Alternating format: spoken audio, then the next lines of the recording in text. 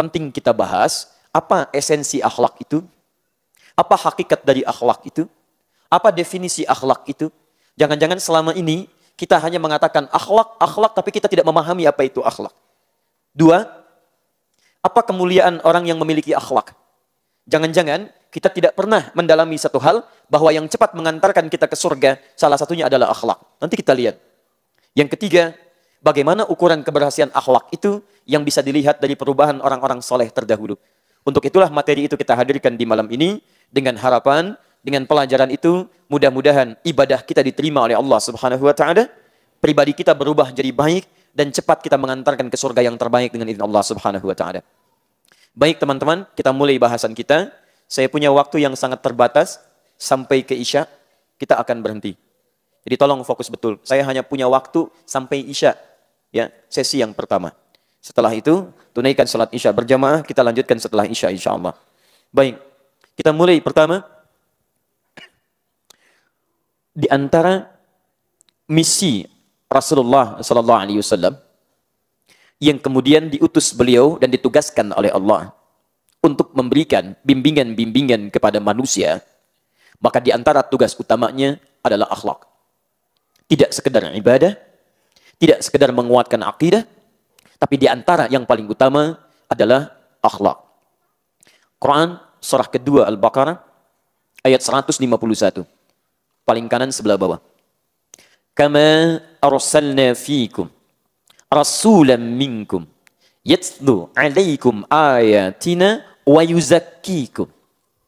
Sebagaimana kami telah utus bagi kalian rasul dari kalangan kalian yang kami berikan tugas. Satu, untuk menyampaikan, mengajarkan, memahamkan ayat-ayat kami. Kemudian yang kedua, wa yuzakkikum, dan membantu kalian untuk membersihkan jiwa-jiwa dari sifat-sifat yang kotor. Para pakar tafsir menyepakati yang dimaksud membersihkan jiwa dari sifat yang kotor adalah latihan untuk melahirkan akhlak yang sempurna. Nanti kita akan lihat dari mana taunya itu. Salah satunya dari turunan hadis-hadis Nabi SAW. Agak cepat misalnya kalau antum punya Al-Arba'in. Hadis misalnya nomor yang ke-6. Sampai dengan nomor yang ke-10-nya. Turunan-turunan yang menyebutkan dengan akhlak. Saya langsung ke ujung hadisnya. Ala inna fil jasadi mudghatan. Idza salahat salahal jasadu kullu. Wa idza fasadat fasadal jasadu kullu. Ala wahyal qalbu. Ketahuilah, yakinkanlah pada dirimu. Dalam jiwa manusia ada segumpal daging. Jika baik isinya, maka akan berpengaruh pada seluruh perbuatan anggota tubuhnya.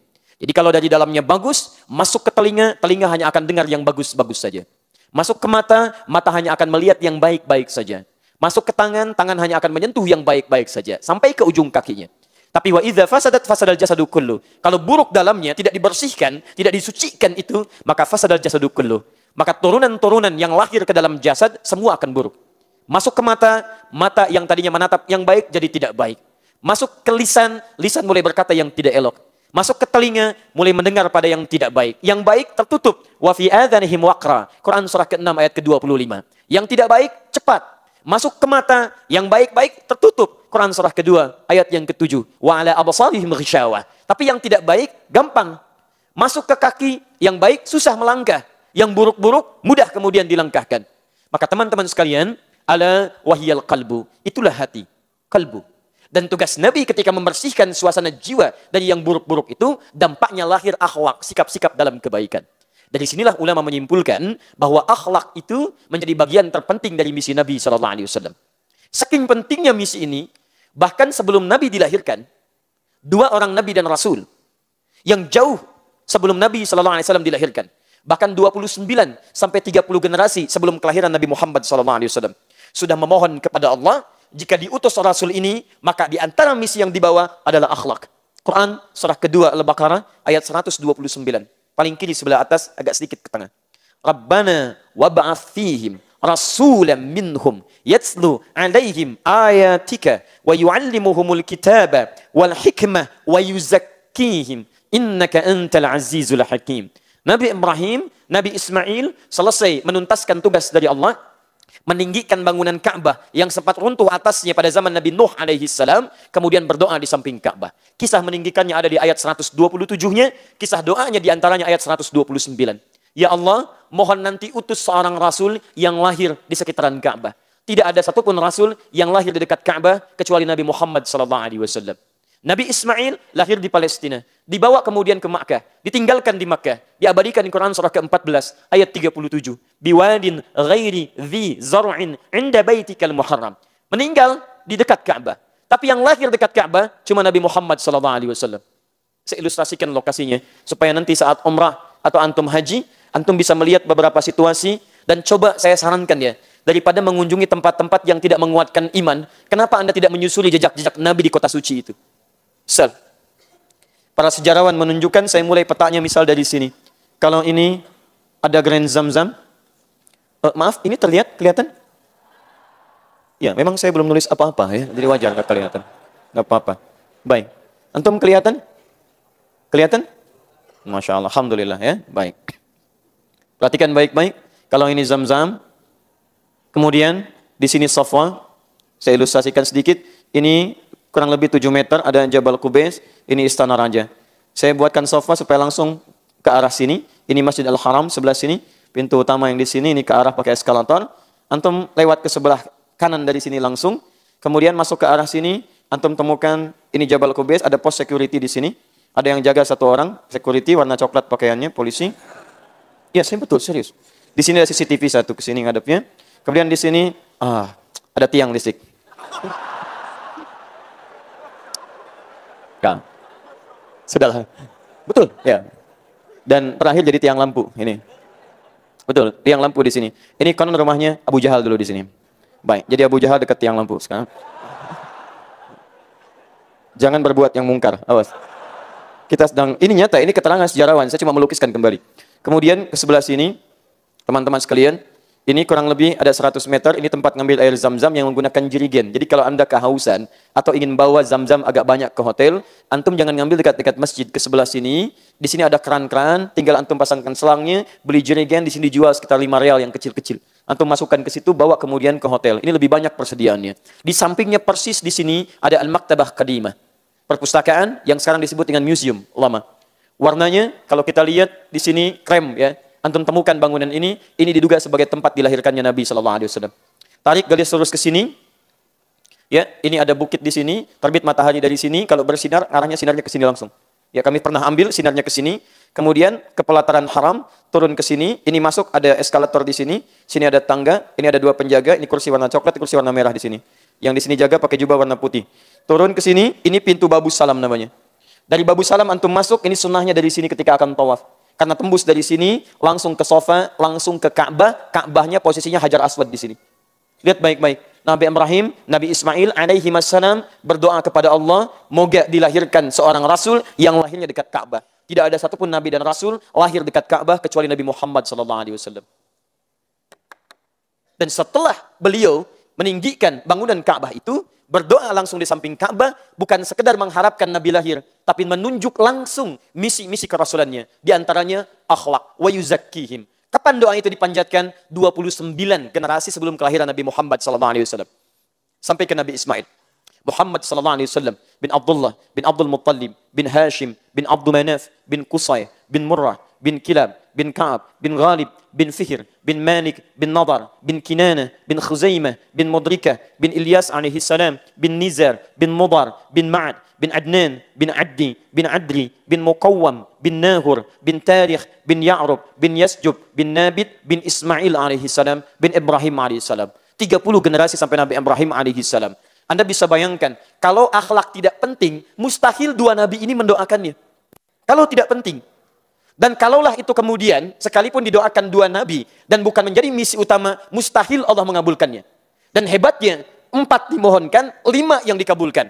Mintanya 4, yatslu alaihim ayatika, 1, wa yu'allimukumul kitab, 2, wa yu'allimukumul kitab wal hikmah, 3, wa yuzakkihim, 4, innaka antal azizul hakim. 4 permintaan. Dikabulkan jadi 5. Kama arsalna fikum rasulan minkum, sebagaimana kami telah utus sekarang seorang rasul dari kalangan kalian. Dikabulkan pada masa Nabi Muhammad SAW. Yatslu alaikum ayatina, 1, wa yuzakkikum, 2, wa yu'allimukumul kitaba, 3, wal hikmah, 4, wa yu'allimukum ma lam takunu ta'lamun, 5. Keutamaan Nabi Muhammad SAW. Nabi berdoa 4, dikabulkan 5. Nabi Musa, antum kenal Nabi Musa? Masya Allah. Belum Isya, sudah kenal Nabi Musa. Saya malam dari Palembang, ada yang kenal Fir'aun. Di sini Nabi Musa. Baik, teman-teman. Nabi Musa akan datang ke Fir'aun. Saya ingin menunjukkan kemuliaan Nabi Muhammad SAW yang diisyaratkan dalam Al-Quran. Nabi Musa mau datang ke Fir'aun. Itu berdoa dulu kepada Allah supaya minta diberikan kelapangan jiwa.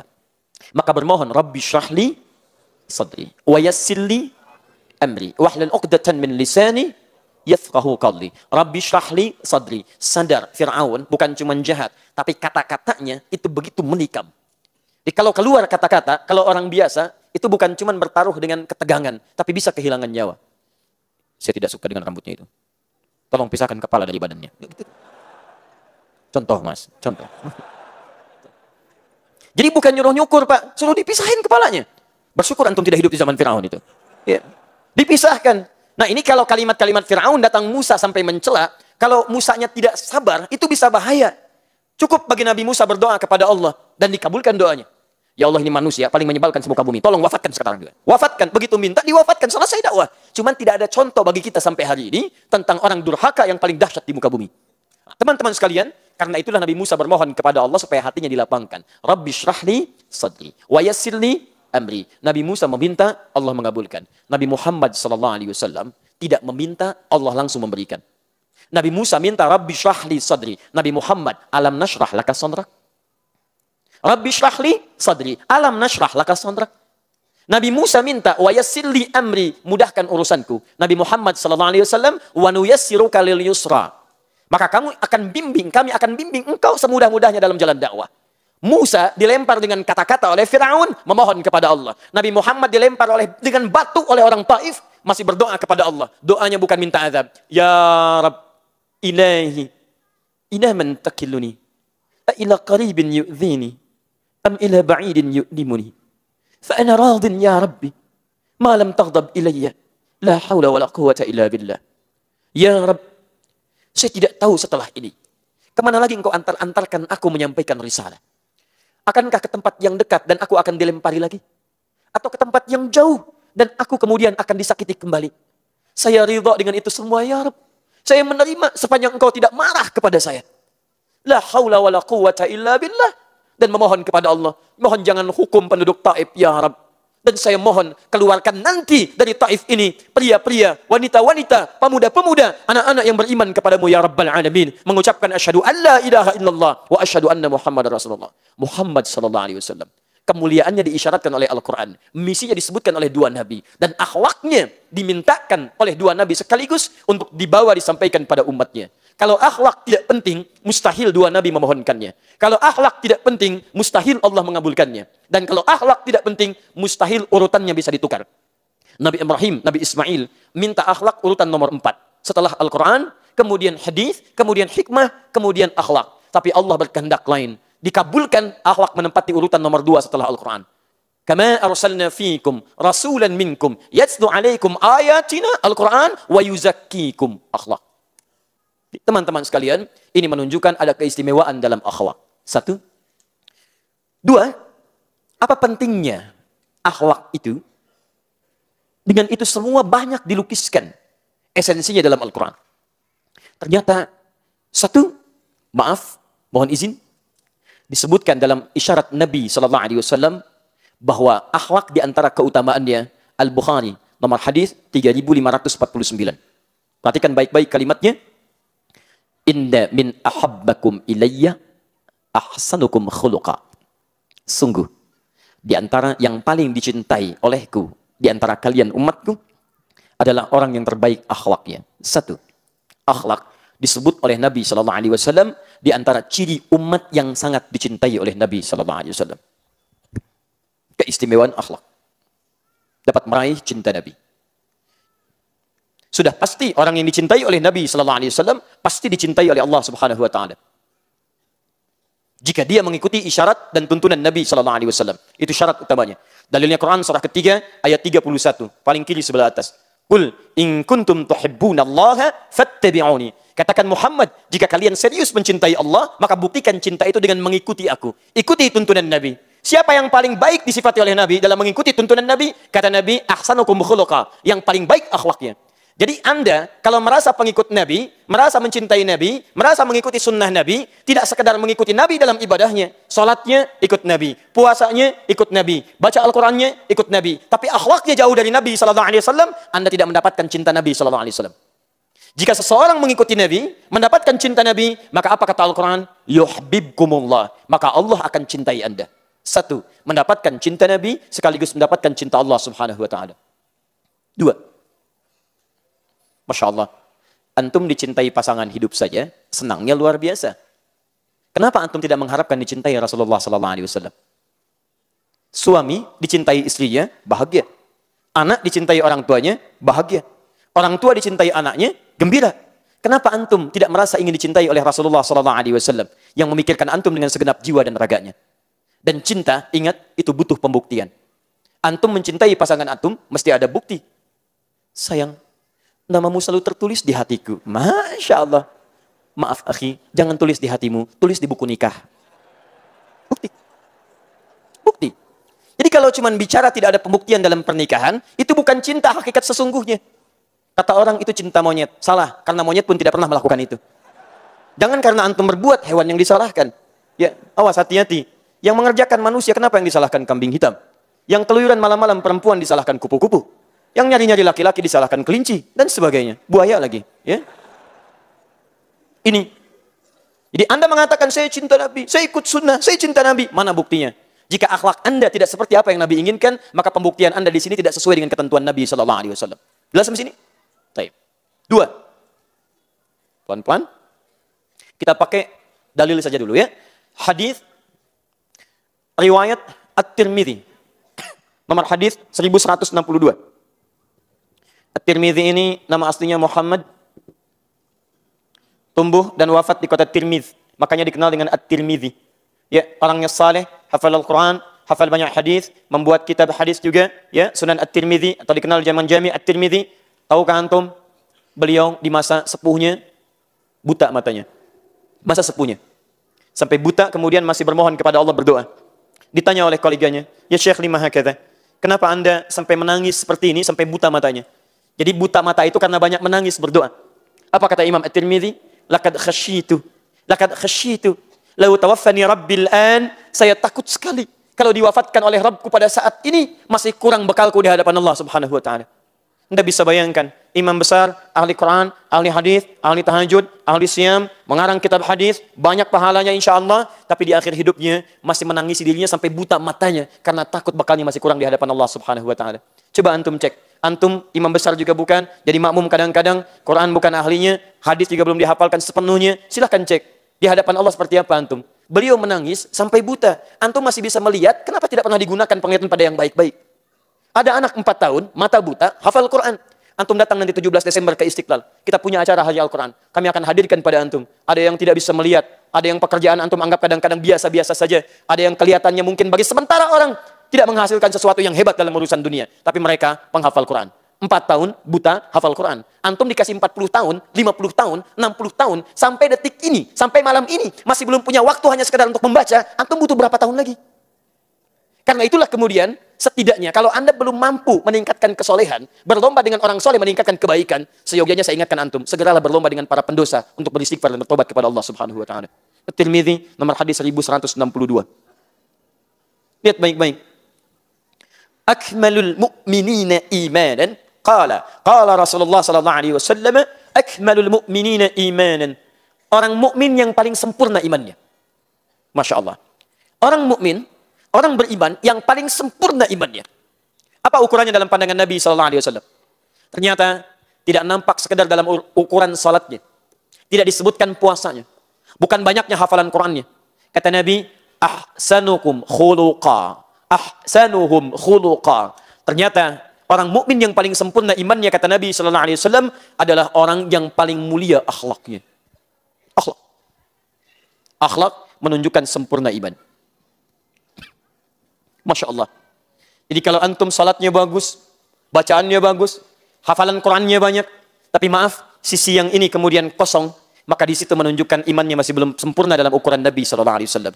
Hadis Muslim, nomor hadis 5611. Maaf, ini hadisnya populer tentang muflis. Ya'ti yaumal qiyamati bi salatin. Datang orang di hari kiamat dengan pahala salat yang banyak. Wa siyamin, puasanya rajin. Wa zakatin, zakatnya tidak tertunda. Maaf, wa ya'ti qad syatama hadza. Cuman sayang, dia pun membawa banyak dosa, pernah mencaci si fulan. Wa qadhafa hadza, senangnya menuduh si fulan. Wa akala mala hadza, mengambil hak orang lain tanpa dibenarkan. Wa daraba hadza, senangnya berselisih, kadang-kadang secara fisik. Wa safaka dama hadza, bahkan ada yang menumpahkan darah, menyebutkan nama Allah di dalamnya. Tembak orang, bini orang, pukul orang, sebutkan nama Allah di dalamnya. Allahu akbar. Apa yang terjadi? Perhatikan baik-baik. Tu'khadhu hadza min hasanatihi wa hadza min hasanatihi. Kalau ada orang berbuat kebaikan, dia salat, kemudian setelah itu dia mencela orang lain, maka pahala salatnya dipindahkan langsung pada yang dicelanya. Seketika. Saya tidak, Ustaz. Alhamdulillah. Tidak seperti itu tuh yang di luar. Tuh sama. Sama. Pindah. Tu'khadhu hadza min hasanati wa hadza min hasanati. Diambil terus, diambil terus. Fa in faniyat hasanatuhu, kalau habis keburukannya, habis kebaikannya yang ini, kemudian tersisa keburukannya. Jadi kebaikan modal sudah tidak ada, keburukan masih ada. Contoh, pernah berdusta pada orang lain misal. Maka apa kemudian yang terjadi? Diambil keburukan dosa orang tadi ditimpakan kepadanya. Faturiha finnar. Maka dilemparkan ke dalam neraka. Karena itu, selalu ketakwaan dalam pengertian ibadah ritual akan bersanding kebaikan takwa dalam wujud ibadah-ibadah berbentuk akhlak. Teman-teman, hadis riwayat Muslim. Ditemukan juga kemudian di At-Tirmidzi. Disalin lagi kemudian di Al-Arba'in An-Nawawiyah. Di At-Tirmidzi nomor hadis 1987. Di Al-Arba'in nomor hadis yang ke-18. Di situ kemudian disebutkan an Jundub bin Junadati wa an Mu'adz ibn Jabal radhiyallahu taala anhuma qala, hadis riwayat Jundub bin Junadah, nama samarannya atau laqabnya Abu Dzar Al-Ghifari. Juga dari riwayat Mu'adz bin Jabal radhiyallahu taala anhuma, keduanya berkata, qala Rasulullah sallallahu alaihi wasallam, Rasulullah sallallahu alaihi wasallam pernah bersabda, ittaqillaha haitsu ma kunt. Bertakwalah kepada Allah Subhanahu wa taala dimanapun Anda berada. Perhatikan baik-baik. Kalimat takwa setidaknya disebutkan dalam Al-Qur'an sebanyak 115 kali. Kadang disebutkan menunjuk pada ibadah ritual. Salat disebut bagian dari takwa. Quran surah kedua ayat 2 sampai 3. Dzalikal kitabu la raiba fi hudan lil muttaqin. Siapa orang takwa di situ? Ayat 3-nya. Alladzina yu'minuna bil ghaib wa yuqimunas shalah. Tapi juga takwa disebutkan terkait dengan akhlak. Ittaqillaha haitsu ma kunta. Bertakwalah kepada Allah dimanapun Anda berada. Wa atbi'is sayyi'atal hasanata tamhuha. Dan ikuti keburukan dengan kebaikan, maka kebaikan itu akan menghapus keburukan yang dikerjakan. Apa rahasianya? Teman-teman, yang terakhir, wa khaliqin nasa bi khuluqin hasanin, dan berakhlaklah pada manusia dengan akhlak yang mulia. Akhlak disebut bagian dari takwa di situ. Saya akan buka rahasia kepada Anda. Ternyata periwayat hadis ini, salah satu di antara keduanya asalnya adalah perampok. Akhlaknya buruk, luar biasa jahatnya. Tapi setelah belajar dari Nabi, bisa berubah. Siapa dia? Bagaimana perubahannya saat dia hijrah? Kita akan lanjutkan setelah menunaikan salat Isya berjamaah insyaallah. Subhanakallahumma bihamdika asyhadu an la ilaha illa anta astaghfiruka wa atubu ilaik. Wa akhiru da'wana alhamdulillahi rabbil alamin. Al'afu minkum. Assalamualaikum warahmatullahi wabarakatuh.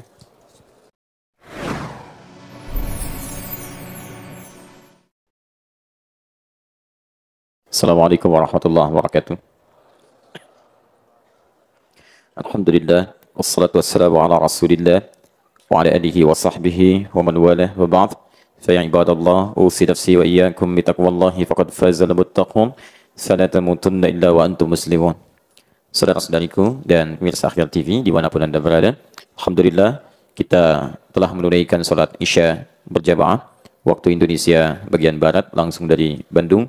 Kita bermohon pada Allah Subhanahu wa taala semoga salat yang telah kita tunaikan diterima oleh Allah Subhanahu wa taala dengan penerimaan terbaik.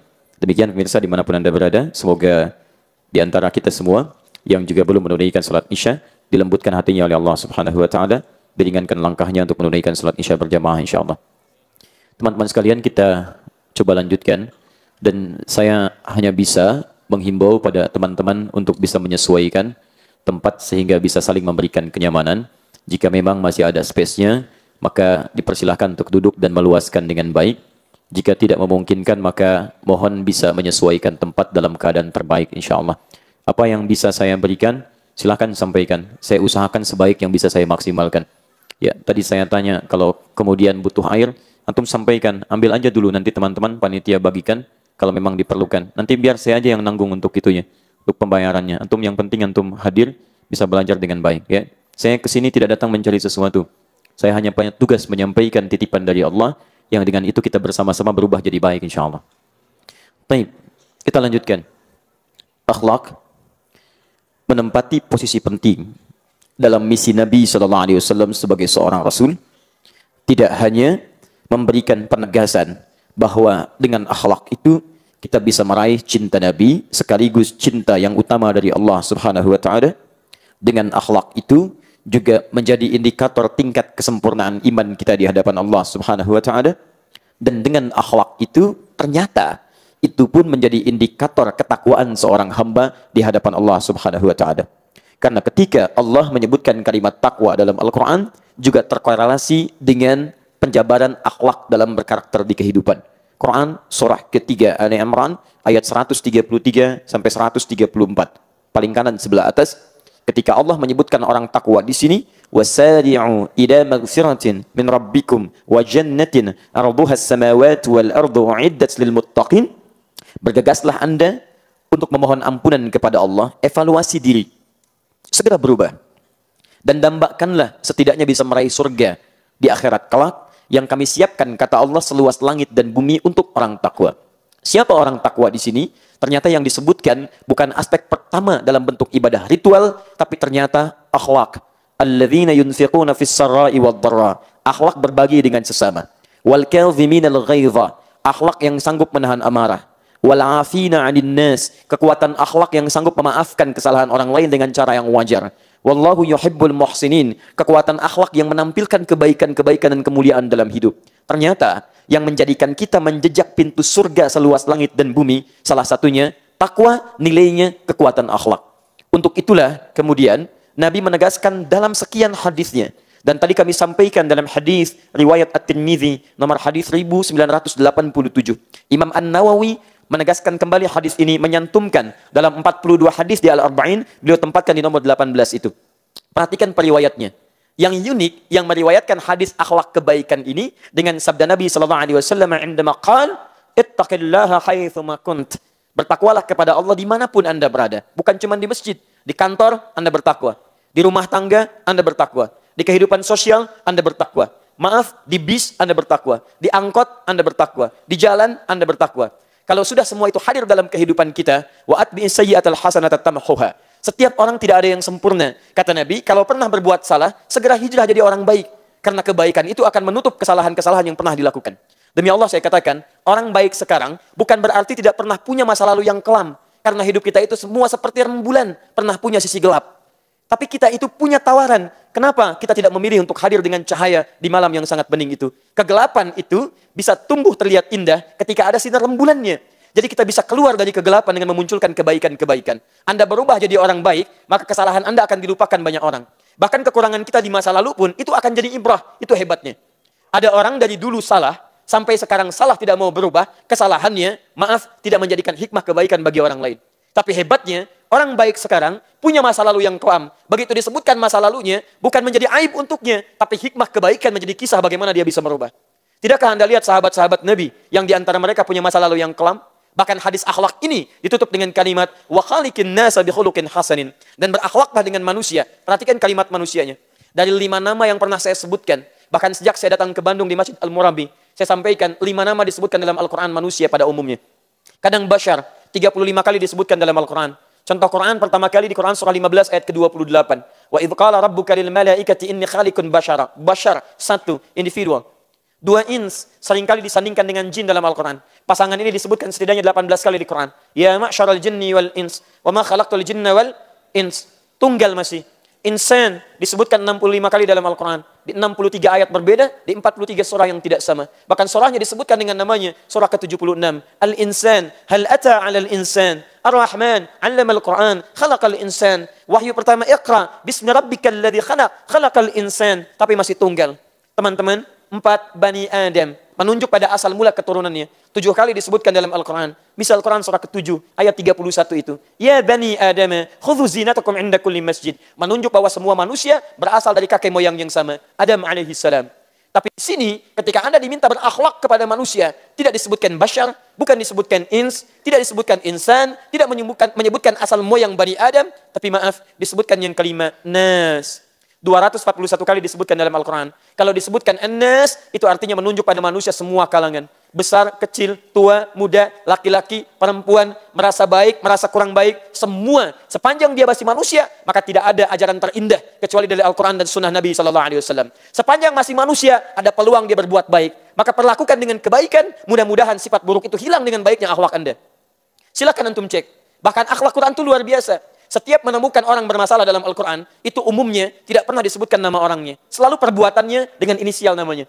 Silahkan cek, Fir'aun bukan nama aslinya, tapi gelar, inisial dari gelarnya, Farao. Abu Lahab bukan nama aslinya. Ketika disebutkan ingin memberikan akhlak kepada kita, maaf, bukan orangnya yang salah, perbuatannya yang keliru. Jadi kalau Anda ingin meluruskan seseorang, jangan celak namanya. Karena boleh jadi ada nama yang serupa, dia tidak melakukan perbuatan yang sama.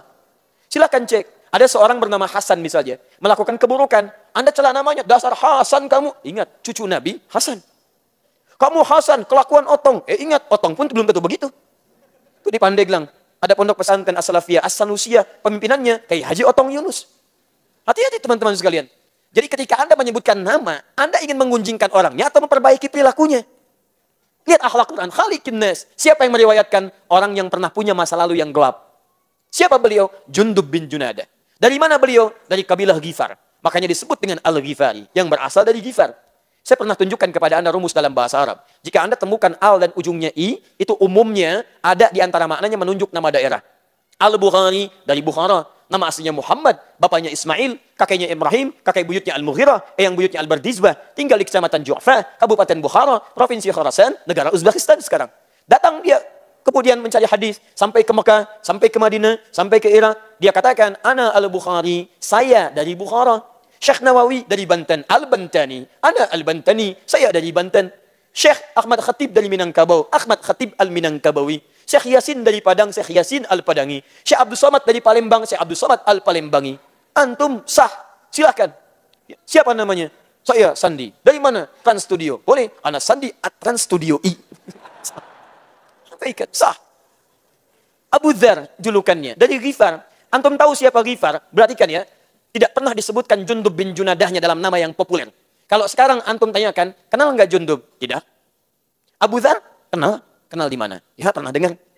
Jadi kalau disebutkan Abu Dzar, pasti Al-Ghifarinya ikut. Dan tidak semua orang tahu kalau Al-Ghifari itu menunjuk pada daerah Ghifar. Apa daerah Ghifar itu? Daerah yang tidak mudah. Daerah hitam di masa lalu. Banyak kehidupan perampok pada saat itu. Maaf, mereka terkenal dengan petualang yang sangat tangguh. Menyusuri medan-medan dari lembah-lembah sampai kemudian padang pasir. Jadi kalau antum pengen cari petualang yang hebat, itu daerah Ghifar.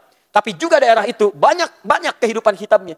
Perampok banyak di situ. Penadah banyak di situ. Dan tidak ada saingan. Kalau perampok sekarang pengen bersaing, antum telat. Ketinggalan antum, sudah ada yang duluan. Jadi mendingan gak usah merampok lah. Ya ketinggalan. Tapi yang hebat, lihat. Allah dengan sifat keadilan dia. Memberikan kesempatan pada setiap jiwa manusia sebelum sampai ke kerongkongan untuk kembali menjadi orang baik. Diberikan hidayah. Kan saya sering katakan kepada Anda, selevel manusia paling buruk pun Fir'aun masih diberikan petunjuk. Jadi tidak ada manusia yang tidak dapat petunjuk. Yang ada itu ketika diberikan, dia nggak mau ngambil. Itu masalahnya. Silakan cek Fir'aun. Ini satu-satunya manusia paling zalim disebutkan di Quran. Ngaku Tuhan, ana rabbukumul a'la. Manusia sekarang paling banter ngaku nabi, dia ngaku Tuhan. Silakan cek. Antum pernah bunuh orang, dia bunuh orang sejak keluar dari kandungan. Bahkan diintip-intip dalam kandungan itu. Diberikan algojo, dampingi perempuan yang sedang mengandung. Apa yang terjadi? Lahir perempuan, bebaskan. Laki-laki, eksekusi seketika. Eksekusinya jangan bayangkan kekejamannya. Banting ke tanah, gorok berkali-kali. Quran surah kedua, ayat 49. Paling kiri sebelah atas. Wa idh najjaynakum min ali fir'auna yasumunakum su'al 'adzab yudzabbihuna abna'akum wa yastahyuna nisa'akum. Perhatikan, manusia durjana mengaku Tuhan, tidak ada saingan. Hobi bunuh orang. Fitrah Allah masih melekat dengan keadilannya. Diutus 2 nabi sekaligus. Kita sampai sekarang nggak pernah ngaku Tuhan. Paling banter ada yang ngaku nabi. Nggak pernah bunuh orang. Bunuh orang nggak seperti Fir'aun. Perhatikan baik-baik. Tapi Allah sifat keadilannya, Fir'aun masih ditunjukkan 2 nabi. Kita aja sampai sekarang 1 nabi nggak pernah lihat. Fir'aun 2 nabi, Quran surah ke-20, ayat 43 sampai 44. Idhaba ila Fir'auna innahu tagha. Musa dan Harun pergilah kepada Fir'aun. Dia sudah mulai menyimpang. Tagha, penyimpangan dengan kedudukan. Bagha, penyimpangan dengan harta benda. Qarun mendapatkan bagha, Fir'aun mendapatkan tagha. Qarun, Quran surah ke-28, ayat 76. Paling kiri sebelah bawah. Inna Qaruna kana min qaumi Musa fabagha alaihim. Bagha, penyimpangan dengan harta benda. Pengusaha gelap, bertemu dengan penguasa yang sangat zalim. Fir'aun, penyimpangan dengan kedudukan. Tapi dua-duanya masih mendapatkan hidayah dari Allah subhanahu wa ta'ala. Bahkan hebatnya, perhatikan akhlak. Faqula lahu qawlan layyina la'allahu yatadzakkaru aw yakhsha. Perhatikan akhlak Quran. Ini dua nabi diperintahkan berdakwah pada manusia paling zalim. Kalimat Qurannya mengatakan, katakan dengan lembut. Dakwahi dengan lembut. Akhlak. Boleh jadi dengan kelembutan itu, dia mulai sadar dan mulai takut kepada Allah subhanahu wa ta'ala. Dua orang nabi berdakwah pada manusia paling zalim di muka bumi. Diperintahkan oleh Allah, katakan dengan lembut. Antum nabi bukan, rasul bukan. Baiknya antum tidak sebaik Harun. Solehnya antum tidak sesoleh Musa. Antum berdakwah kepada orang yang bukan Firaun. Kenapa antum kasar? Teman antum itu bukan Firaun. Dan antum bukan Musa. Ya, akhi, tidak usahlah menasihati saya. Antum kan bukan Musa, tapi antum kan bukan Firaun. Tuh. Kenapa kita mesti saling berselisih dan mencela? Quran mengajarkan kita saling mencinta, bukan mencela. Quran mengajak kita saling merangkul, bukan memukul. Tapi hujah dari ayat itu, setiap orang punya kesempatan untuk kembali. Jadi kalau Anda pernah punya kedudukan dan menyimpang, ayo kembali. Kalau mempertahankan penyimpangan, antum telat keduluan oleh Firaun. Sama, Anda kaya, nggak usah sombong. Karena pernah ada yang kaya dan sombong, namanya Korun. Dan kekayaannya lebih banyak dibandingkan Anda. Sampai sekarang masih dicari hartanya. Mau kemana mas? Samudra Hindia. Cari apa? Harta Korun. Masih dicari sama dia. Harta antum, dulu nggak ada yang kenal, masa depan nggak ada yang ingat. Terus antum pengen ikutan sombong, telat. Telat dan keterlaluan, karena harta Anda tidak sebanyak dengan hartanya Korun. Tapi maaf, Korun tidak mau berubah, Fir'aun tidak mau berubah, itu dikisahkan pada kita supaya kita tidak menirunya. Dibacalah oleh sahabat bernama Jundub bin Junadah. Dari Ghifar itu. Tinggal di lingkungan yang penuh dengan gelapnya kehidupan dan hitamnya perlakuan. Tapi hidayah Allah sampai dalam jiwanya. Apa yang terjadi? Dia mendengar informasi ada Nabi. Mendatangi Nabi di Makkah Al-Mukarramah. Termasuk orang yang pertama nanti masuk Islam. Singkatnya datang pada Nabi, pertama melihat Nabi, konfirmasi ajarannya, bertanya kemuliaannya, melihat lembut kata-katanya, melihat akhlaknya, mengatakan asyhadu an la ilaha illallah wa asyhadu anna Muhammadar Rasulullah. Orang kelima atau keenam yang masuk Islam dari 40 orang disebut dengan as-sabiqunal awwalun. Kata beliau, apa perintahmu ya Rasulullah? Kata Nabi, kembali ke Ghifar sampai tiba perintahku nanti di Ghifar. Kata Jundub bin Junadah, tabiatnya muncul, kerasnya muncul, tapi kerasnya berubah jadi ketegasan. Kata Jundub bin Junadah yang saat itu berubah jadi Abu Dzar Al-Ghifari, wallahi alladhi nafsi biyadi, demi Allah, bima makna, yang jiwaku berada di tangannya, ya Rasulullah, saya tidak akan kembali ke Ghifar sampai saya mengatakan kalimat syahadat di depan Ka'bah. Saat tidak ada orang yang berani untuk mengatakannya, beliau datang ke situ dengan mengatakan, hei saksikan penduduk-penduduk Mekah, hei asyhadu an la ilaha illallah wa asyhadu anna Muhammadar Rasulullah. Sifat kerasnya di dunia yang gelap dialihkan dengan ketegasan di dunia yang terang benderang. Minadh dhulumati ilan nur. Allah kalau sudah bimbing seseorang menjadi wali orang beriman, maka dikeluarkan dari kegelapan pada kebaikan. Quran surah kedua ayat 257, paling kanan sebelah atas. Allahu waliyyul ladzina amanu yukhrijuhum minadh dhulumati ilan nur. Allah wali, pembimbing bagi orang-orang beriman. Jika dia mau kembali kepada Allah, akan dikeluarkan dari dunia yang gelap, keluar kepada dunia yang terang benderang. Ini saya ajak antum teman-teman. Antum itu kalau pernah berbuat salah, kita manusia. Saya sering tegaskan kalimat ini. Dulu sahabat Nabi pernah salah, tapi ada peluang untuk kembali. Ayo kita hijrah menjadi lebih baik dalam pandangan Allah Subhanahu wa taala. Biasanya prosesnya tidak mudah. Kalau agak pekat, hidayahnya sampai, tapi perubahannya agak lambat. Tapi tidak mengapa, antum respon, perubahan terjadi. Teman saya sama Ustadz dulu pernah dakwah di Gang Doli, Surabaya. Waktu belum hilang, sekarang sudah habis. Saat berdakwah itu, Masya Allah. Kalimatnya, kata-katanya, isinya bagus. Sampai umumnya mereka mendapatkan suasana hati yang berubah, sampai ada yang terharu menangis. Setelah itu datang seseorang yang terharu tadi kepada Ustadz dimaksud mengatakan, Ustadz, terima kasih telah memberikan pencerahan. Saya banyak ada perubahan dari ceramah Ustadz. Untuk Ustadz, saya berikan diskon 50%. Oh, Masya Allah. Diskon. Kadang-kadang. Nah ini perubahannya ada. Cuman kalau terlampau banyak keburukan dikerjakan, kadang-kadang butuh proses. Diskon. Tuh. Dah, balik ke sini. Tapi artinya jiwa kebaikannya masih ada. Setiap kita itu bisa berubah. Maaf teman-teman yang perempuan pernah terjebak dalam hal-hal yang buruk. Ayo teman-teman. Mau di Perancis, mau di Alexis, mau di mana-mana. Ayo kita ajak. Barangkali itu jalan dari Allah. Kalau Allah tidak sayang, nggak akan ada itu yang demikian. Tapi saking sayangnya Allah, dikirimkan seorang muslim. Hanya dengan selembar surat. Ditutup itu semua. Itu tanda dari Allah, sinyal. Saya tunjukkan pada Anda, Allah masih mencintai Anda. Makanya ditutup peluang itu. Tidakkah Anda pernah dengar ada kisah seorang perempuan demikian? Kemudian dia bertobat setelah melihat anjing, kehausan. Kemudian dia berikan air. Setelah dia berikan air dengan penuh ketulusannya, dia melihat anjing itu berubah. Anjing saja yang najis, anjing saja yang hina, mendapatkan air, berubah semangatnya. Kenapa saya yang tidak sehina anjing kemudian tidak berubah jadi lebih baik? Bertobat dia di hadapan Allah, kembali pada kebaikan, memberikan dengan keikhlasan, maka dakhalal jannah, masuk surga. Anda masih punya kesempatan. Allah sentuh Anda dengan nuansa kebaikan. Kalau sinyal itu tidak ditangkap, maka tidak sulit kemudian kita dan tidak mudah akan menemukan jalan-jalan untuk kembali lagi. Karena itu, mari kita kembalikan teman-teman sekalian, akhlak, ukurannya, dan keistimewaannya bisa menunjukkan indikasi iman dan juga menunjukkan tingkat ketakwaan seseorang. Sekarang persoalannya, satu, apa itu takwa? Dan yang kedua, bagaimana kemudian kita bertakwa?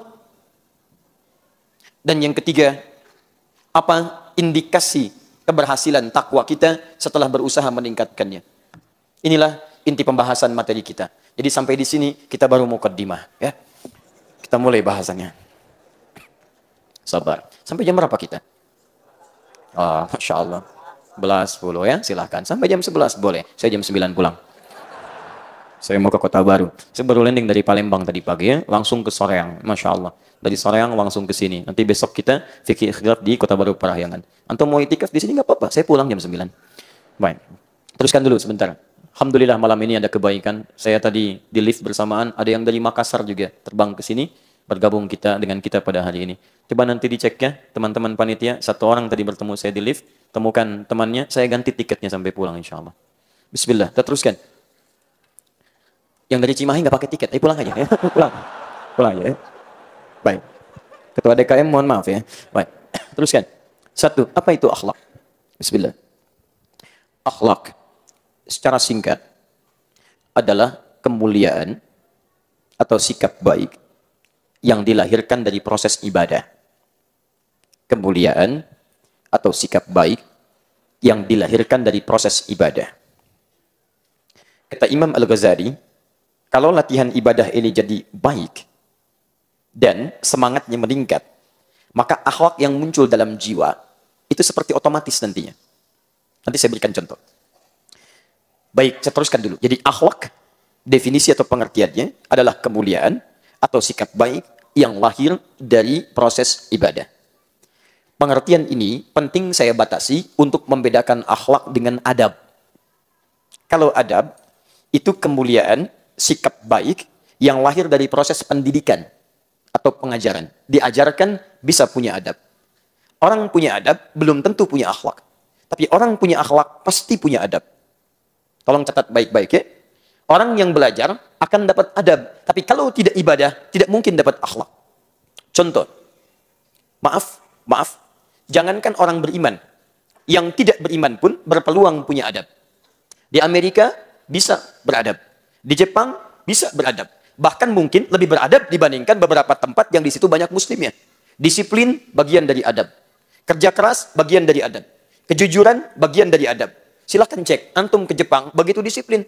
Naik kereta datang lebih cepat 20 detik. Harusnya bahagia. Perusahaannya minta maaf. Maaf Pak, kami datang kecepatan katanya, 20 detik. Padahal antum dari Bandung ke Jakarta. Targetnya jam 7. Ternyata jam 7 nyampe kurang 20 detik. Antum bahagia, alhamdulillah, tiba lebih cepat. Jepang tidak, minta maaf. Kok bisa lebih cepat? Harusnya pas. Jujur, jangan ditanya.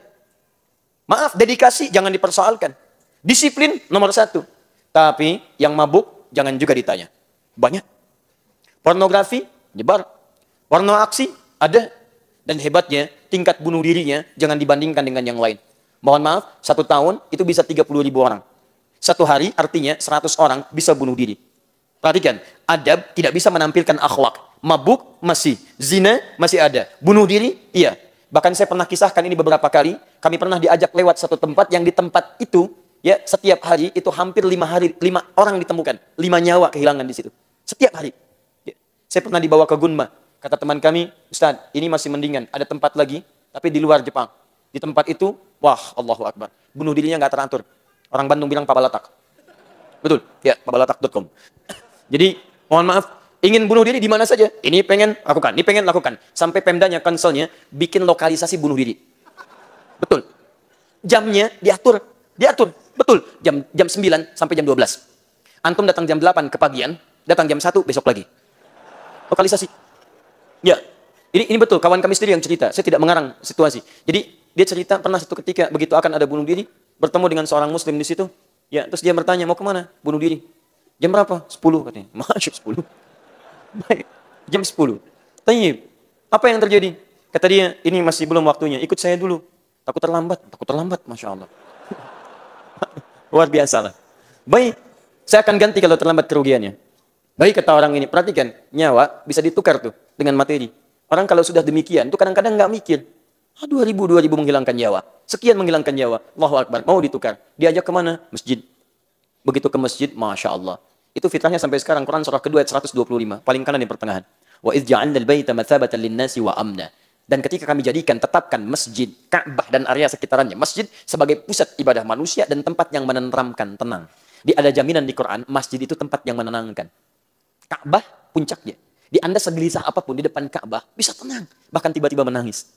Apalagi kemudian Anda menyebar ke masjid. Gak percaya silahkan. Di rumah, masuk rumah, suasana nggak enak. Lihat istri, makin nggak enak. Misal gitu kan. Wah, beda ketika Anda ke masjid. Begitu melangkah ke masjid, suasananya lain. Gak percaya silahkan. Masjid itu begitu masuk, auranya lain. Tenang. Salat 2 rakaat. Duduk di bawah naungan AC. Plak, tidur. Saking tenangnya. Saking tenangnya. Orang tadi diajak ke masjid. Jangankan orang beriman. Yang belum punya iman, ikutan kena bagiannya. Diajak di bagian luar dia. Dengar taklim. Dengan taklim teman-teman, apa yang terjadi? Ngantuk, tidur. Begitu tidur terlihat begitu enak tidurnya. Nggak tega membangunkan. Bangun jam 2. Begitu bangun, yang muslim mengatakan, maafkan saya lihat Anda itu begitu nikmat tidurnya. Anda terlambat dibunuh dirinya. Lambat. Berapa ganti yang harus saya berikan? Kata orang tadi, jangan diganti. Saya nggak jadi bunuh diri. Kenapa? Saya ingin bunuh diri karena 3 hari 3 malam saya tidak bisa tidur. Entah kenapa di tempat ini bisa tidur. Taib. Maka dijelaskan tentang nilai-nilai Islam, kemuliaan Islam plus dengan tempatnya. Seketika mengucapkan syahadat. Kisahnya viral, kemudian Pemda setempat akhirnya dapat informasi itu, memiliki ide. Sampai kemudian di tempat bunuh diri itu di sampingnya dibikinkan tempat konsultasi. Orang muslim tadi yang kemudian punya tempat di situ. Kalau mau bunuh diri, konsultasi dulu ke sini. Tenang. Coba lihat. Dari nilai kebaikan, dari senyuman, dari kenyamanan, akhlak, adab, belum tentu melahirkan akhlak. Gelisah, bunuh diri. Akhlak tidak. Bukan hanya menjadikan orang jujur, tapi kejujuran itu membawa ketenangan dalam jiwa. Di sana jujur iya, tapi gelisah bunuh diri. Di sini jujur iya, iya jujur dan tenang juga. Sabar iya, tenang juga. Di sana kebanjiran, memang semuanya bagus, top, sempurna, excellent. Begitu banjir, resap, aspalnya meresapkan air ke bawah. Selesai, diselesaikan dalam suasana yang cepat. Tidak punya sabar, selesai. Kita kebanjiran, anak-anak berenang, biasa aja. Masya Allah, luar biasa. Solusi dicari, tapi tidak gelisah. Masya Allah. Saya banjir kemarin tuh, wah luar biasa. Anak-anak tuh, ya banjir, berenang. Teman-teman sekalian. Jadi orang-orang dulu itu, bukan cuma menghadirkan peradaban. Peradaban Islam, peradaban Islam, peradaban Islam. Perhatikan ya, setiap non-muslim yang tidak beriman punya peradaban. Peradaban melekat dengan tempatnya. Romawi punya peradaban disebut peradaban Romawi. Tidak pernah disebutkan keyakinannya. Yunani punya peradaban disebut peradaban Yunani. Antum ke Turki, masuk ke Efesus. Ke sana ada peradaban Yunani. Dikalahkan oleh Romawi. Romawi bikin lagi. Diganti patung-patung atasnya dengan patung Romawi. Dibentangkan di sepanjang perjalanan Mediterania. Sampai ke Italia. Nyebrang ke Tripoli. Sampai Subrata. Hancur semuanya. Tidak tersisa kebaikan-kebaikan. Disebutkan peradaban Romawi. Cuman puing-puingnya saja. Masuk Islam. Turun di pusat jahiliyah. Datang kemudian di Arab dengan segala keburukan nilai-nilai akhlaknya. Turun Al-Quran, dijelaskan lewat sunnah, ditampilkan kemuliaan akhlak. Apa yang terjadi? Maaf, secara singkat, berubah drastis jadi baik, muncul peradaban. Dan sampai saat ini, tidak pernah disebut peradaban Arab. Silakan cek. Peradaban Islam di Arab. Dibawa ke Spanyol, peradaban Islam di Andalusia. Dibawa ke Baghdad, peradaban Islam di Baghdad. Islam. Apa yang membuat peradaban itu? Akhlaknya. Begitu muncul adabnya, akhlaknya sudah otomatis hadir dalam kepribadiannya. Bagaimana cara melatihnya? Kita masuk bagian yang kedua. Di teman-teman sekalian, orang dulu itu karena sudah punya akhlak, maka adab jangan ditanya. Jangan ditanya. Makanya saking pentingnya akhlak ini, nanti kita akan lihat di ujung. Sampai disandingkan dengan nilai-nilai akidah. Saya teruskan dulu ya, nanti saya berikan contoh-contoh terbaiknya. Yuk. Ingat ya, kita baru bahas akhlaknya, salafus solehnya belum. Ini ya. Mari kita lihat. Karena akhlak ini lahir dari proses latihan ibadah, maka tidak ada cara yang lain kecuali akhlak bisa dilahirkan dengan meningkatkan ibadah kita kepada Allah Subhanahu wa taala. Tadi saya berikan contoh kepada Anda. Salat hasilnya akhlak. Inna salata tanha 'anil fahsya'i wal munkar. Zakat hasilnya akhlak. Quran surah ke-9 ayat 103. Khudz min amwalihim shadaqah. Sedekah itu bagian dari akhlak. Dari mana taunya? Disebutkan di Quran surah ketiga ayat 134. Alladzina yunfiquna fis sarai wad dharra. Diberikan pada siapa? Yang berhak menerima. Siapa yang menerimanya? 8 golongan untuk zakat. Quran surah ke-9 ayat ke-60.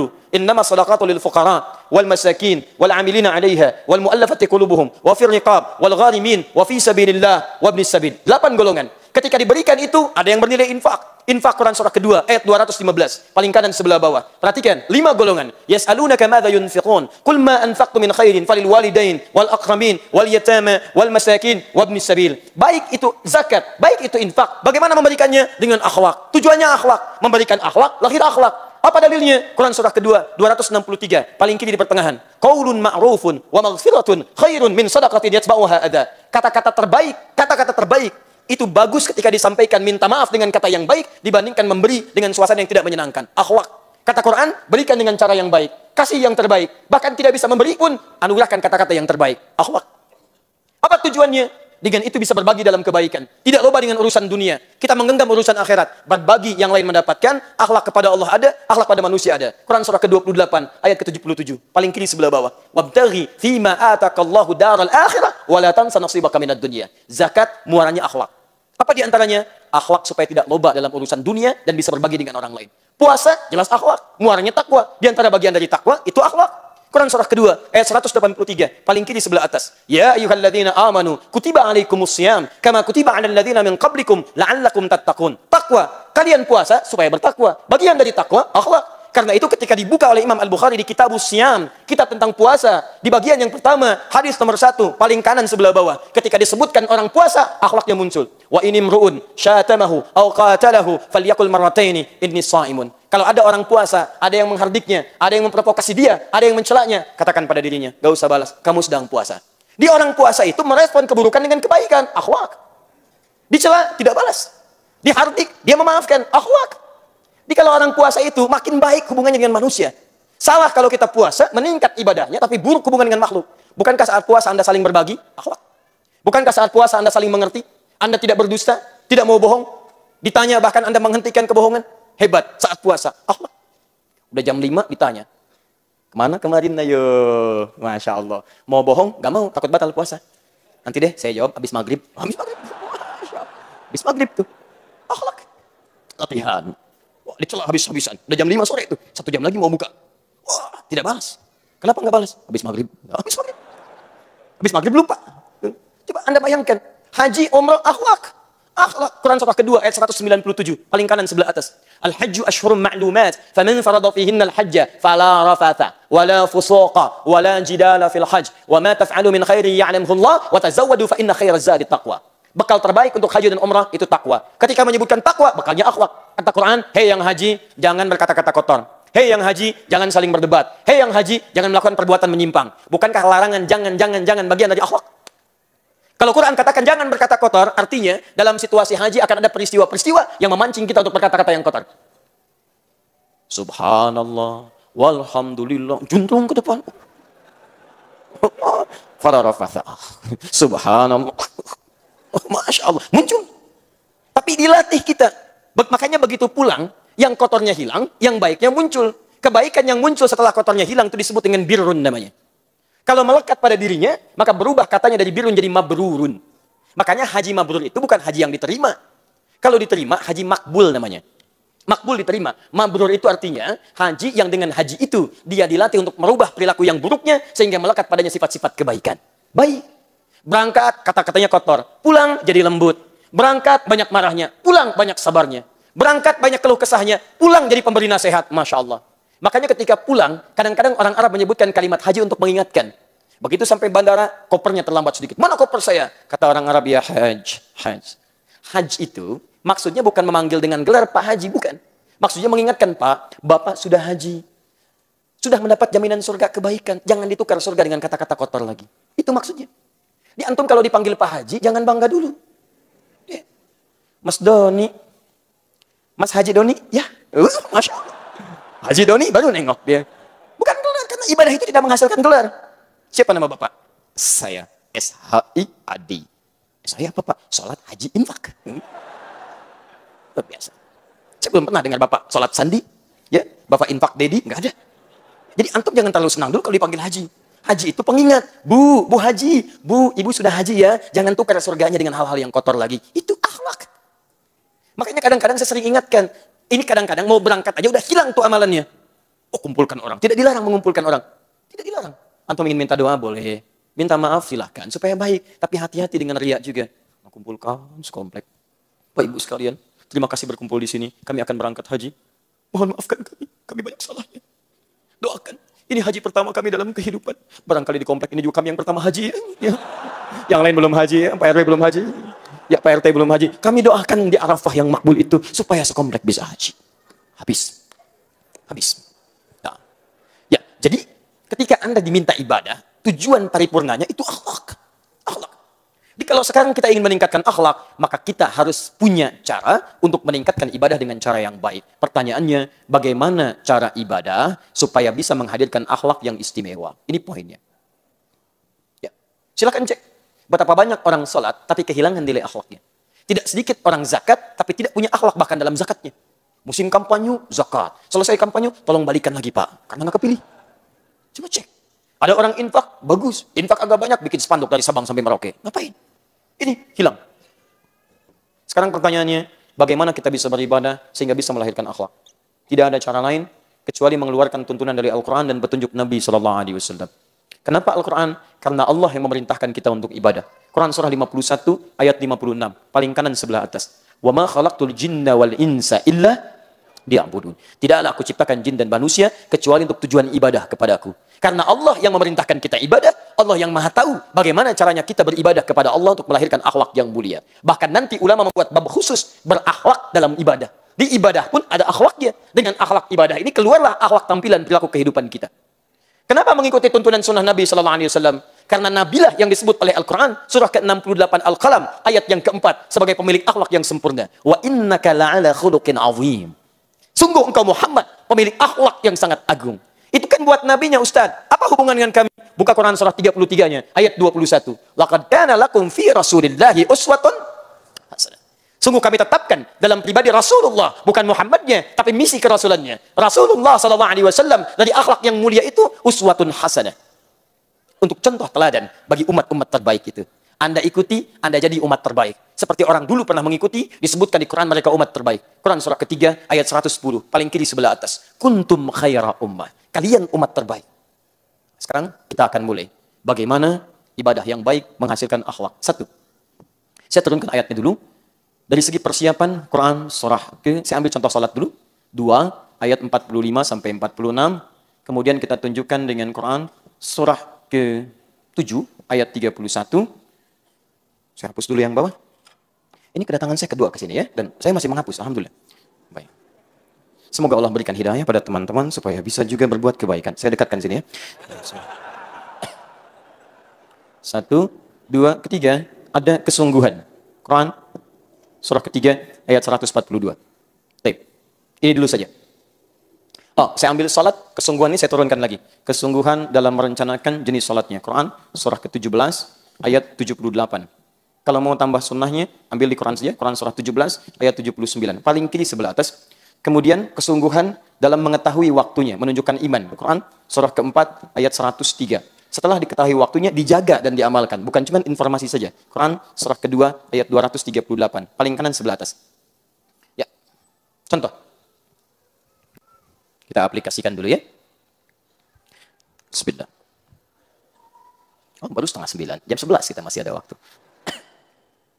Ambil contoh ibadah salat dulu. Quran surah kedua Al-Baqarah ayat 45 sampai 46, paling kanan di pertengahan. Wasta'inu bis-sabri was-salah wa innaha lakabiratun illa 'alal khashi'in. Jika Anda punya masalah, termasuk masalah ketika menulis kemudian dihapus, dan menghapus pada hal yang tidak dimintakan untuk dihapus.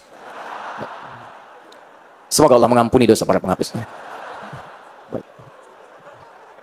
Alhamdulillah.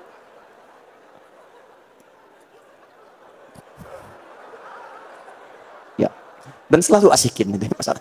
Baik, alhamdulillah. Allahumma ya Rabb, Allahumma gfir lahu. Ayo teruskan. Assalamualaikum. Ya. Jika Anda punya masalah dalam hidup, kata Quran jangan mengeluh. Karena keluhan tidak menuntaskan persoalan. Keluhan tidak membawa solusi dari masalah yang dihadapi. Segera minta tolong kepada Allah. Sebut Allah. Dengan sabar. Sabar itu terima dulu masalahnya. Karena Anda menolak pun tidak mengeluarkan dari masalah. Mau ke sini macet, masalah. Anda mengeluh tidak menyelesaikan macet. Macet, emang. Udah bikin status, TSM macet. Apa status Anda menghilangkan macet? Tidak. Tidak. Anda menjadi beban bagi pengguna media sosial.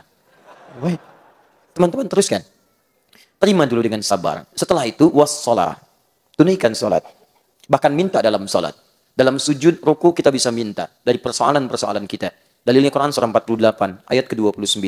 Bahkan dalam berdiri kita bisa bermohon, memilih ayat yang terbaik. Dalilnya Quran surah ketiga Ali Imran, ayat 38-39-nya. Paling kanan sebelah atas. Tapi maaf, apakah semua orang sholat akan mendapati keringanan dalam sholatnya? Ringan itu maksudnya enak sholatnya.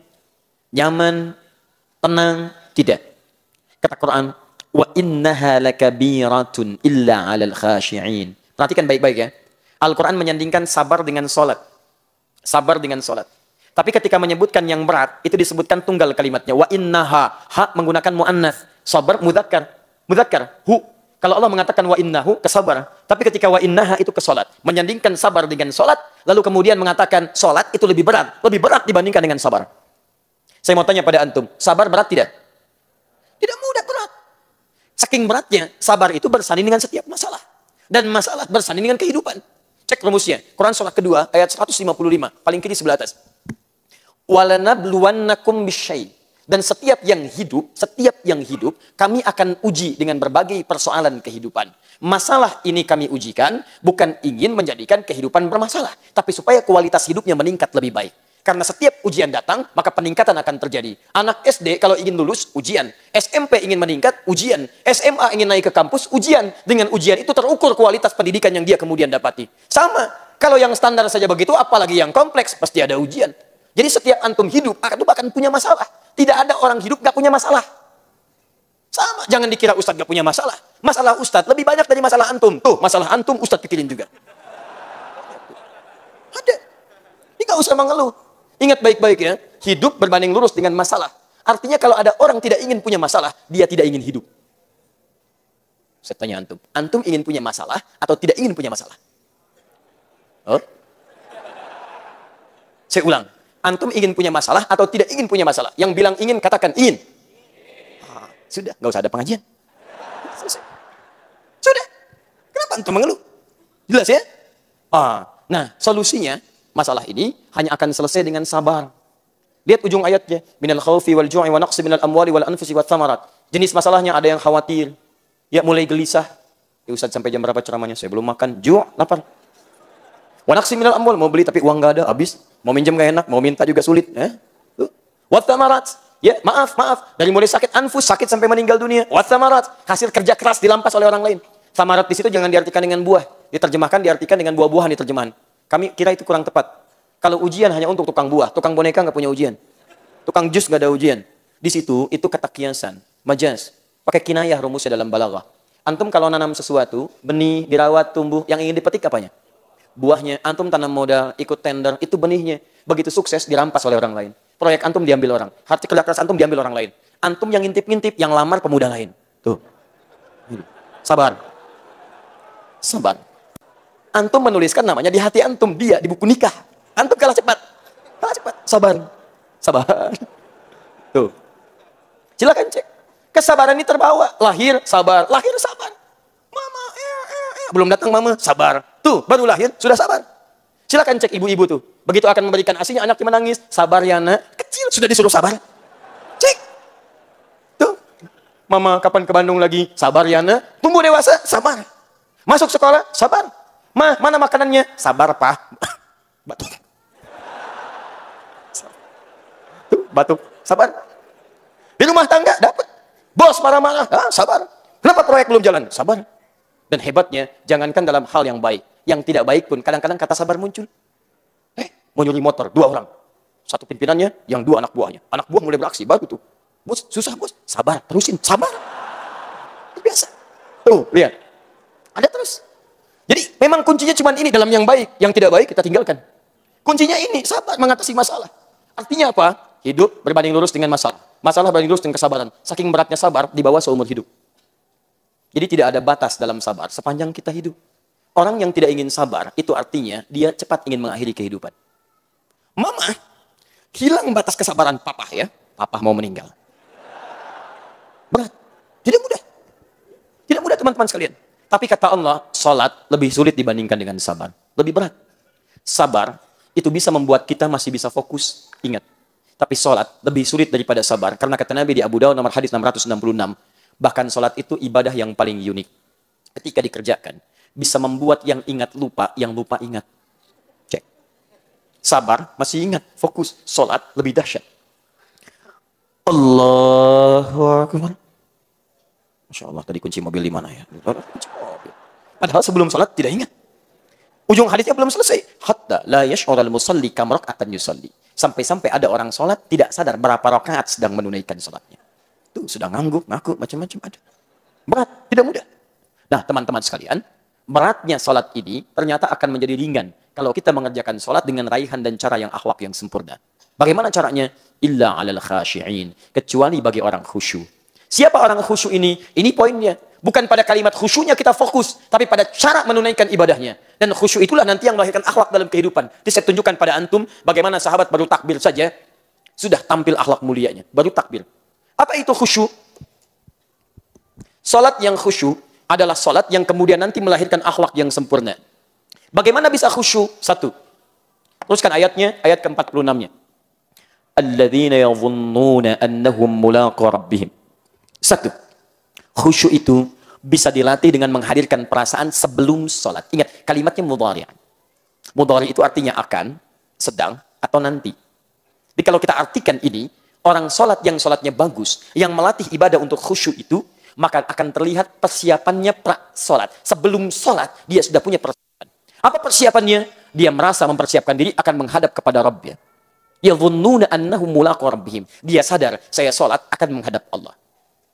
Ya, sekarang hari Sabtu malam Ahad, besok hari Ahad, biasanya suka ada undangan pernikahan. Pernikahan itu jarang ada yang menikah ngundang sehari 5 kali, jarang. Bahkan satu orang paling maksimal 4 kali dalam hidupnya dia, dengan 4 misalnya yang berbeda selama masih hidup keseluruhannya. Itu pun kalau terpenuhi syaratnya. Jangan khawatir yang di atas ya, fokus dulu, lihat sini baik-baik. Undangan manusia, besok terjadi. Masya Allah. Jam berapa Pak undangan pernikahannya? Jam 9. Kayaknya macet Pak ke sana, kita berangkat pagi-pagi jam 7. Jam 7 sudah disiapkan. Pakai apa Mama pakaiannya? Ini Mama sudah setrika. Batik yang mana? Yang baru, yang kemarin bahannya Pak. Batik baru. Antum bayangkan, undangan manusia yang mengundang antum pada saat itu. Undangan tidak lama. Masya Allah. Mohon maaf ya, mohon maaf sebesar-besarnya. Saat antum diundang, kadang-kadang tidak memberikan maslahat dalam kehidupan antum. Yang ada paling prasmanan, itu pun sekali, nambah susah. Cek, silakan cek, datang. Tapi persiapan Anda direncanakan sebelumnya. Tanggalnya mulai dicari-cari, mulai dibulati di kalendernya. Yang paling hebat pakaian disiapkan, jahit dulu, sepatunya baru dan sebagainya. Dan berangkat dengan penuh kedamaian, tentram. Undangan manusia. Yang saat antum diundang, bukan aib, bukan. Ini hanya ilustrasi saja. Kadang-kadang tidak memberikan solusi untuk Anda.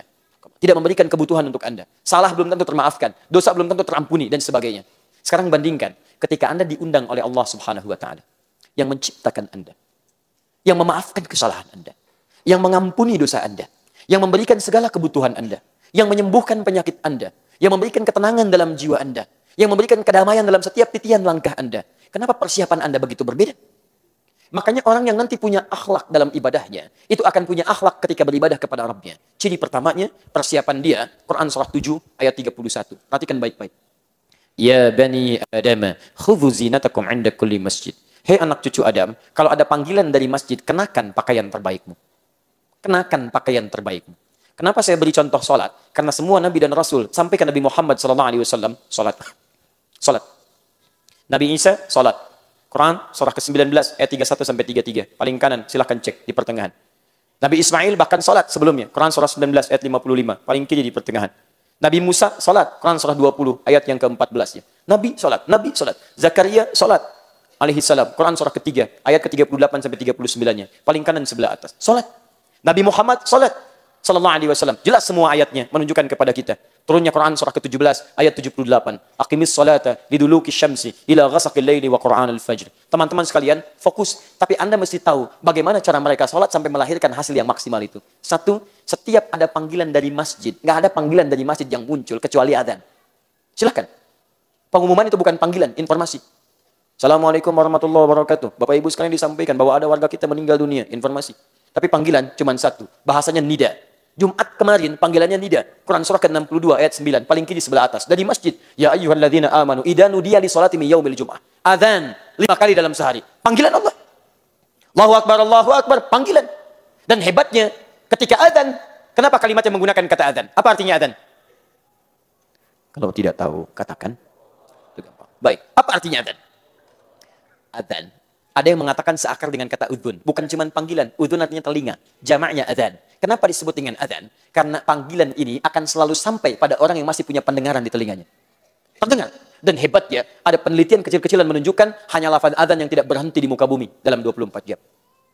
Mesir adzan. Selesai Mesir adzan, Libya adzan. Selesai Libya, Tunisia adzan. Tunisia selesai adzan, Maroko adzan. Maroko selesai Aljazair adzan. Nyebrang sedikit ke Prancis, Spanyol, kemudian Italia.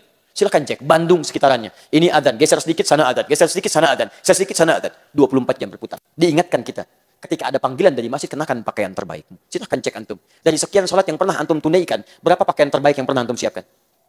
Kita mesti malu teman-teman, cek besok ya, cek besok. Maaf ya, ini keyakinan kita dalam Islam. Dan ini istilahnya istilah lembut. Dia jangan marah kalau disebut dengan istilah ini. Misal, musyrik. Orang mau musyrik aja, pakaiannya bagus-bagus. Cek besok tuh. Mau musyrik, orang yang pakai jas. Ya, perempuannya pakai kebaya, anaknya dikepang 2, bawa manisan, keluar. Hayut dalam penuh kebahagiaan. Antum sudah ada iman dalam jiwa antum. Kenapa ketika dipanggil oleh Allah Subhanahu wa taala pakaian seadanya? Ya Allah, tolong kabulkan doa saya. Masya Allah, pakai pakaian olahraga, depannya Ronaldo, belakangnya Messi. Luar biasa. Nggak nyambung antum. Nggak nyambung teman-teman. Ya coba antum, kita bersikap adil lah. Kenapa kita tidak berakhlak terhadap Allah? Sementara Anda menuntut kebaikan-kebaikan dari ibadah Anda. Itu poin pertama. Yang kedua, perhatikan baik-baik. Begitu Anda kemudian menyiapkan pakaian terbaik, sempurnakan wudhu. Quran surah 5 ayat yang ke-6. Antum ke undangan, mandi dulu. Kepada Allah minimal perbaiki diri dulu, bersihkan. Kenapa itu semua dikerjakan? Teruskan ayatnya. Dan ini menjadi penutup pertemuan kita. Perhatikan baik-baik. Wa annahum ilaihi raji'un. Dan kenapa dia mesti menggunakan pakaian terbaik? Kemudian wudhu dulu, bahkan ada yang mandi dulu. Kalau ingin khusyuk, rasakan. Mungkin saat itulah kemudian menjadi salat terakhir dalam kehidupan Anda. Ini sudah semakin malam. Kalau kita mendengar kalimat raji'un, raji'un, raji'un, apa artinya? Inna lillahi wa inna ilaihi raji'un. Salat bersanding dengan sabar. Dua-duanya bersanding dengan kalimat raji'un. Quran surah kedua ayat 156. Orang sabar kaitannya dengan raji'un. Alladzina idza asabathum musibah qalu inna lillahi wa inna ilaihi raji'un. Teman-teman sekalian, kenapa antum kenakan pakaian terbaik? Wudhu dengan baik. Kalau antum ingin khusyuk, kata Allah, coba rasakan. Barangkali itu sholat terakhir antum. Tidak ada yang paling indah kecuali wafatkan dalam keadaan sujud. Indah. Masya Allah. Hidup, sholat, taubat. Bukankah saat wudhu kita taubat dulu? Silahkan cek. Antum kalau selesai wudhu, doanya apa? Asyhadu an la ilaha illallah. Asyhadu anna Muhammad Rasulullah. Kemudian, Allahumma ja'alni minat tawwabin. Coba. Kadang-kadang antum renungkan tuh. Dibaca tiap hari, coba paham gak artinya? Ya Allah, setelah syahadat, mohon jadikan aku orang tobat. Allahumma ja'alni minat tawwabin. Anda baru wudhu, kok doanya doa tobat? Ternyata saat wudhu itu rahasianya di hadis Muslim. Setiap tetesan air wudhu yang jatuh, yang kemudian terjatuh dari anggota tubuh yang dibasuh itu, maka seketika itu dosa-dosa ikut digugurkan oleh Allah Subhanahu wa taala. Kalau wudhu antum sambil tobat, tobat itu mengakui kesalahan, menyesalinya, janji tidak mengulangi. Makanya disebut dengan wudhu. Cahaya-cahaya kebaikan, menampilkan sifat-sifat kebaikan. Dalam bahasa standar disebut dengan al-husnu wan nadhafatu. Nadhafah itu bersih, husnu itu cahaya kebaikan. Jadi kalau orang wudunya benar, bukan cuma kumur-kumur. Keluarkan kotoran fisik, tidak. Dia akan bertobat dengan kotoran lisannya. Jadi nggak ada orang wudu begitu menyesal. Nyesal, saya pernah cela orang, saya pernah hujat orang, saya pernah gibahkan orang. Jadi begitu dikeluarkan Anda bertobat. Makanya orang wudu lisannya pasti baik. Tangannya pasti baik. Silakan cek, kakinya pasti baik. Telinganya baik, wajahnya baik. Kenapa kita mesti berwudu sebelum sholat kita tobat? Karena jangan-jangan sholat itu akan mengakhiri kehidupan kita, dan dengan sujud itu menjadi sujud terakhir dalam kehidupan kita. Tidak ada yang paling indah kecuali dipanggil dalam keadaan sudah selesai tobat kita, dosa kita sudah selesai, dan sujud dalam keadaan yang sangat indah. Begitu sujud, ya ayyatuhan nafsul mutmainnah. Indah. Antum ingin meninggal dalam keadaan sujud? Nanti tahajud ya, malam insya Allah. Itu pun kalau meninggal. Betul. Kalau tidak, nggak bisa. Karena kita nggak bisa milih, Pak. Bisa antum duluan, saya belakangan. Bisa ditukar, saya belakangan, antum duluan. Bisa. Bisa. Ustaz, nggak adil itu. Salah. Bisa, saya duluan setelah antum. Bisa. Semua bisa terjadi. Bisa. Jadi poinnya teman-teman sekalian, coba kita usahakan tuh. Rasakan ini akan akhlak terhadap Allah. Siapkan pakaian terbaik. Rasakan barangkali ini sujud bagian terakhir. Nikmat. Makanya perhatikan sahabat Abu Bakar. Begitu bertakbir saja. Kemudian memahami apa yang diungkapkannya. Dia takbir. Abu Dawud nomor hadis 857. Allahu Akbar. Mengatakan Allah yang maha besar. Lisannya mengucapkan Allahu Akbar. Fikirannya menerjemahkan Allah maha besar. Hatinya merasa ya Rabb. Saya mengatakan Allahu Akbar setiap hari. Tapi kadang saya merasakan kebesaran dalam diri saya. Sombong dengan orang lain. Angkuh dengan teman. Merasa yang paling hebat dalam kalangan. Bersikap tidak bijak pada teman-teman. Merasa yang paling unggul dari sesamanya. Sementara tiap hari saya mengatakan Allahu Akbar. Bergetar tangannya begini. Setelah selesai sebagian sahabat bertanya, kenapa Anda sampai bergetar begitu? Kata beliau, saya takut ketika mengucapkan Allahu Akbar, membawa secercah keakbaran, kebesaran dalam takbir saya. Mertua Nabi. Pejuang bersama Nabi. Hidupnya menemani Nabi. Dipilih hijrah ke Madinah bersama Nabi. Wafatnya di samping Nabi. Surganya sesurga dengan Nabi. Begitu takbir Allahu Akbar, merasa dipersaksikan oleh Allah, takut wafat di hadapan Allah, bergetar tangannya karena takut membawa kesombongan dalam dirinya. Bergetar. Antum. Sahabat. Bukan. Mertua Nabi. Bukan.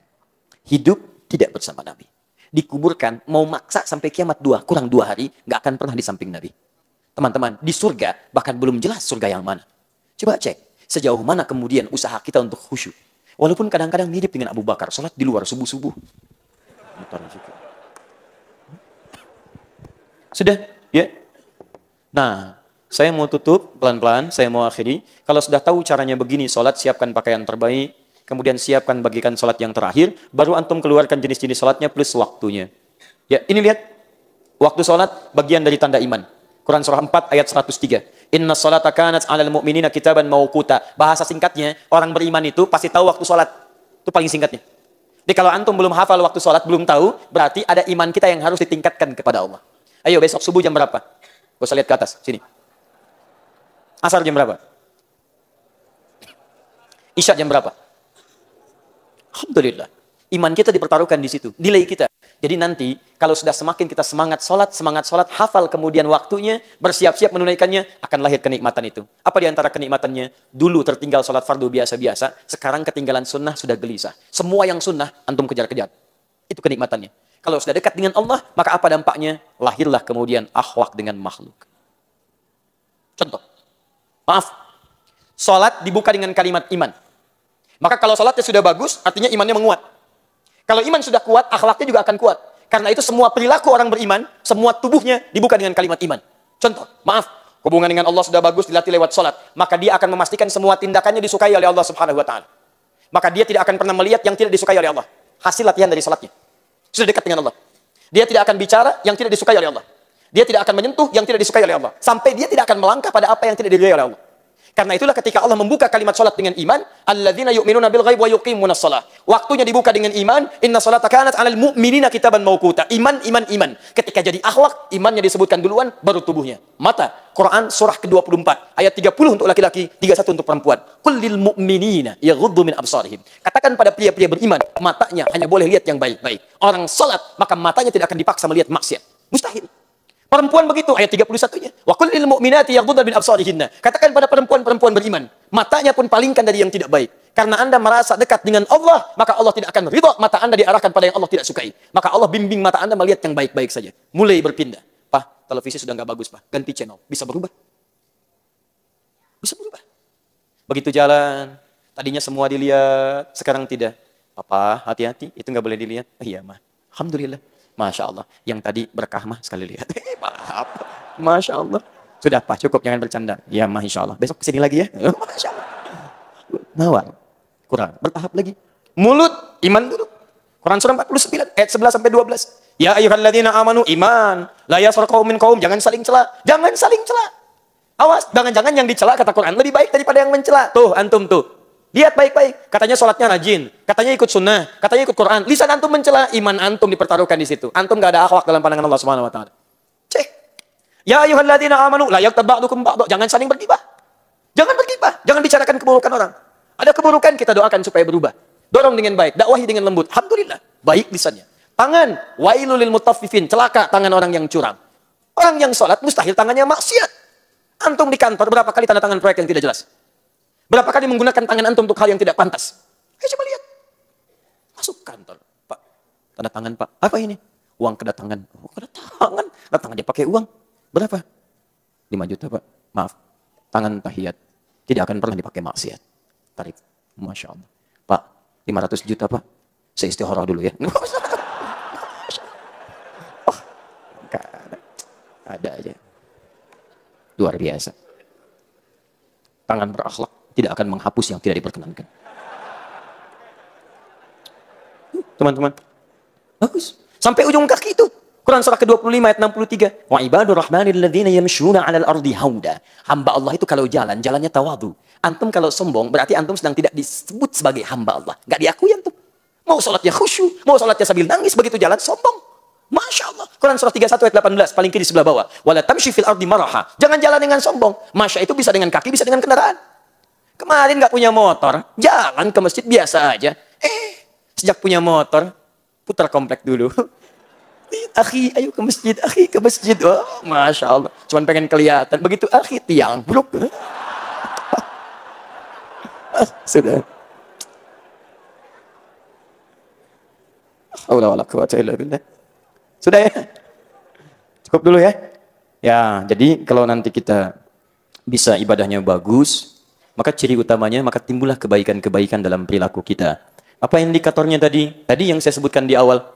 Maka iman menguat, takwa menguat, kebaikan-kebaikan didapatkan. Nah, kita rindu ini teman-teman. Yuk, belajar dari salafus saleh. Salafus saleh itu orang-orang yang hidup dari masa Nabi sampai ke abad 2 Hijrah. Itu disebut dengan salaf. Orangnya baik. Baik disebut dengan saleh. Dia ada 5 kebaikan di Quran. 1 tayyib.